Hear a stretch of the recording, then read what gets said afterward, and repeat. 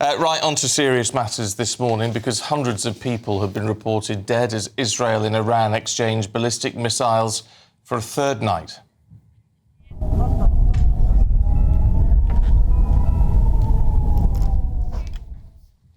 Well, it comes after the Home Office advised against all travel to Israel, and a red alert saw all Israel-bound flights cancelled. Well, Donald Trump has promised an imminent ceasefire between the two nations, but Israel says it has no intention of peace while the strikes are ongoing. Well, political commentator Piers Pottinger joins us now. Good to see you this morning, Piers. And what do you make of what we've seen over the weekend? Because it's certainly intensified, hasn't it? It has intensified, and also it's shown that the dome that protected Israel isn't actually as solid as one would have hoped. And that Iran... Well, to be fair, though, the Iron Dome can't protect against ballistic missiles. No, it can't. And Iran have penetrated that. But it's a very, very volatile situation. And the worrying thing is that Iran has the capability now. Within 2 weeks, they could make a nuclear weapon, not a fully fledged nuclear bomb, but a nuclear weapon within 2 weeks, because the uranium is of such level now, they could do this. And I think that's why this whole situation is so serious. The regime in Iran has been under pressure for a while. The Israelis know this. And a lot of the people in Iran are very unhappy with the regime, quite rightly. But it's a question of what might replace the existing regime, because there are many hardliners. The problem we've got now is we've got a G7 where all the world leaders are together, which you might think is a good thing. But the last one they had in Canada was a disaster when Trump fell out with Merkel spectacularly. I can still visualize that scene. But the question is really, again, when it comes to volatility, Trump is perhaps the most volatile element in all of this. And he again, extraordinarily, most people would find, at least I do, that yesterday he told an American television channel that he'd spoken to Putin about becoming a mediator between Iran and Israel. Now, I mean, that almost beggars belief. Because, again, with all this going on, there's the small matter of Ukraine that no one seems to be talking about. Which, I mean, we are in a very, very critical time for the world. But what is extraordinary about the comments from Trump when he says, that there could be imminent peace? Yes. Well, in fact, we know Netanyahu has said, I want now is the time for the Iranian people to stand up, because he wants regime change. Absolutely. Because actually, he, as much as you target the nuclear capabilities and the nuclear scientists, you don't solve the nuclear problem with Iran until you have regime change. Absolutely. If it goes in the right way. It's vital, yes. And of course, it's Iran's proxies, which are Hamas, Hezbollah and the Houthis in Yemen, are still, of course, still armed, still mostly by Iran and financed by Iran. And so it's not... And then there's the question of Pakistan, which is very, very likely to be more supportive of this regime than most other sensible countries. So it's a very, very... I mean, I don't underestimate the difficulty here, but equally, Trump is a great one for saying, I'm going to create peace tomorrow, and then nothing happens, because it's not actually practical. But, I mean, one hopes that rather than just platitudes coming out of this G7, we're going to get something tangible and proper support. There is no question that at the moment, Western countries should demonstrate their full support for Israel in this situation. Well, I mean, there's the lie. I mean, Boris Johnson said it in his column over the weekend, and it's been something that Netanyahu himself has said, and so on, that the Iranian opposition we had in yesterday said, Israel's done the West a favour here. Yes, absolutely. It has. And I think it's done something, I'm pretty sure, encouraged privately by at least Trump. because they've sensed that now is the time to get rid of this regime. And I think everyone would like to see that go, not least most of the people in Iran. It's a gamble, though, isn't it? Because who are you replacing it with? Well, that it could be another hardliner. I mean, that is, again, the real gamble. Will it be a hardliner, even worse than the existing regime, or the moderates? The good thing, I believe, is that the majority of the people in Iran are now not as fundamentalist as they once were.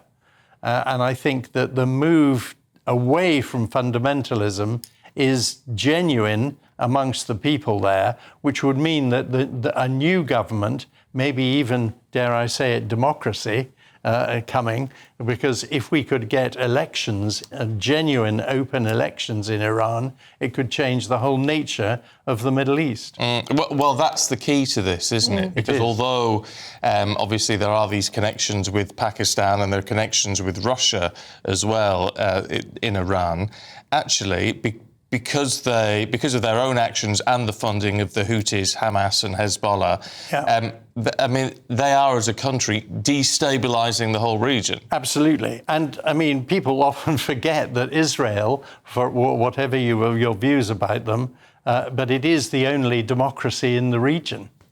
And if we believe in democracy, which I think most fair-minded people still do, then we should be encouraging this regime change. And Israel is a democracy, is an ally of the West, and this is the time where we should unequivocally support Israel. And I'm afraid when I hear Starmer and Reeves over the weekend just going on about de-escalating, I mean, come on, grow up. I mean, I do think Starmer occasionally should start trying to talk a bit more like a leader rather than just someone who doesn't want to rattle anyone's cage because he's too afraid what to say.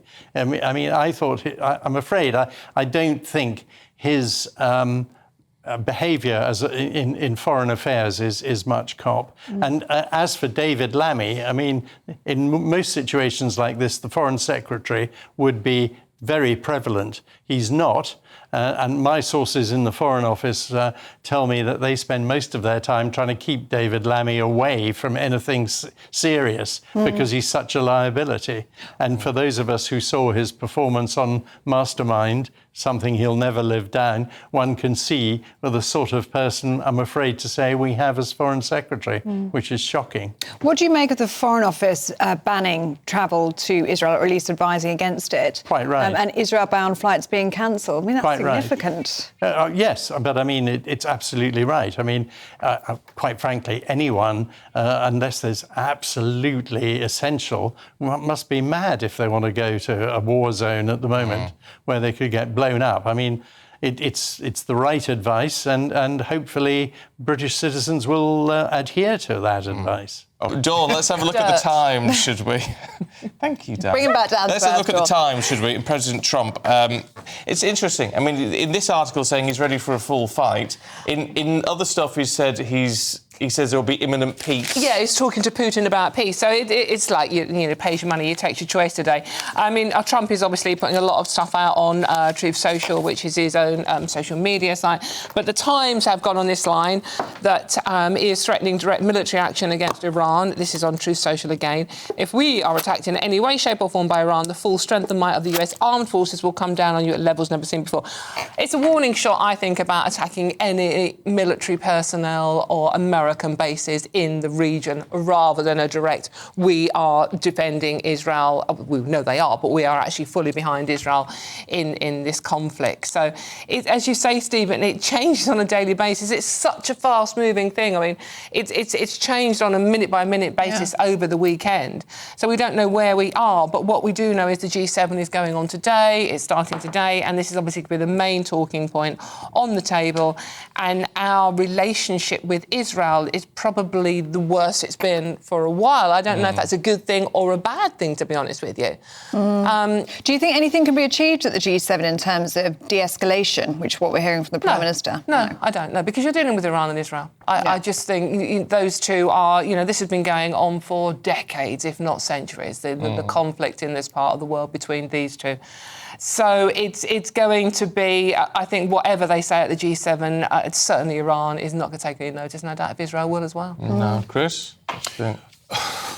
I mean, it's a very precarious moment in history, isn't it, right now, what we're experiencing? And what we don't want is escalation in the region where all of a sudden you do get the Americans involved. And what's not been talked about is Russia and the Russian support, for example, for Iran over time.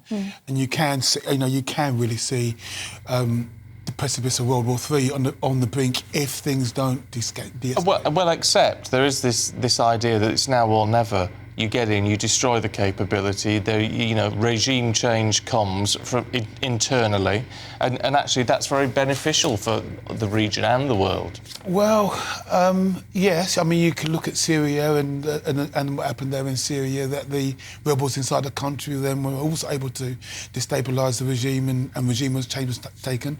I think Israel have been talking about regime change in Iran for a very long time, but you can have all these plans. But one false step, and before you know it, you are yourself embroiled in World War III. And it's all well and good looking at it from the TV stations, but before it's on your doorstep, before you know it, we don't know who's in this country, for example. I know we talk about immigration, we don't know who's in this country. These could be very, very dangerous times.